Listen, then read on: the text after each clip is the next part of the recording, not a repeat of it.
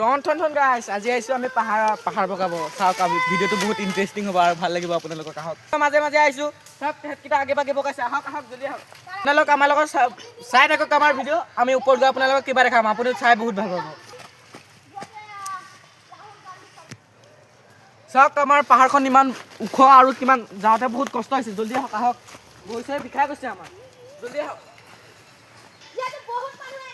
চাওক ইমান ডাঙৰ পাহাৰ এইখন আমাৰ চাপানলা অঞ্চলত অৱস্থিত আছে জলদি আহি যাওক মানে 3টা পিকনিক প্লেচ আছে নামকেইটা কম হওক আমাৰ লগত আহি থাকক মোক কৈ যাই দিম 1 নম্বৰ আমাৰ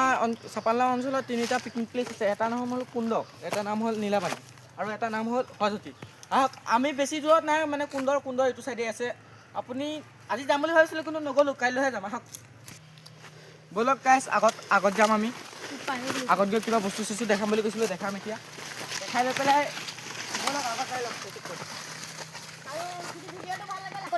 এতিয়া আমি পাই গ'লোহি ওপৰত